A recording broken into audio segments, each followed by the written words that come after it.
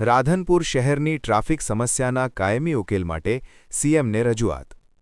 રાધનપુર શહેરની ટ્રાફિક સમસ્યાના કાયમી ઉકેલ માટે સીએમને પત્ર લખી રજૂઆત કરતા રાધનપુરના ધારાસભ્ય લવિંગજી ઠાકોર। રાધનપુર શહેરમાં લાંબા સમયથી ચાલી આવતી ટ્રાફિક સમસ્યાને લઈને હવે કાયમી ઉકેલની દિશામાં મહત્વપૂર્ણ પગલું લેવામાં આવ્યું છે।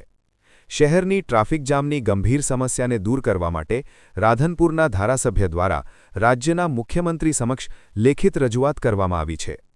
રાધનપુર મહેસાણા સ્ટેટ હાઇવે પરથી પાલનપુર નેશનલ હાઇવે તથા રાજસ્થાન તરફ જતા તમામ વાહનો હાલ રાધનપુર શહેરમાંથી પસાર થાય છે, જેના કારણે શહેરમાં વારંવાર ટ્રાફિક જામ સર્જાય છે।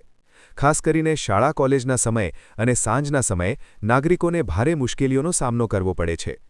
રાધનપુર બનાસકાંઠા, પાટણ જિલ્લો તેમજ રાજસ્થાન તરફ જવા માટેનું મુખ્ય માર્ગ હોવાથી અહીંથી પસાર થતો વાહન વ્યવહાર દિવસે દિવસે વધતો જઈ રહ્યો છે। એકમાત્ર રસ્તો શહેરમાંથી પસાર થતો હોવાથી અકસ્માતોની શક્યતા પણ વધી રહી છે। આ ગંભીર સમસ્યાના કાયમી ઉકેલ માટે રાધનપુર મહેસાણા સ્ટેટ હાઇવેથી સીધો પાલનપુર નેશનલ હાઇવે જોડતો બાયપાસ રોડ બનાવવાની માંગ કરવામાં આવી છે।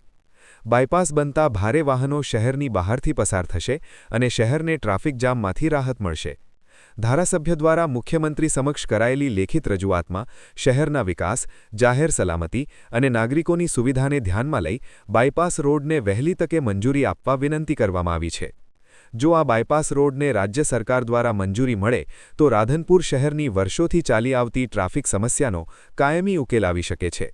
હવે શહેરના નાગરિકોની નજર રાજ્ય સરકારના નિર્ણય પર ટકી છે।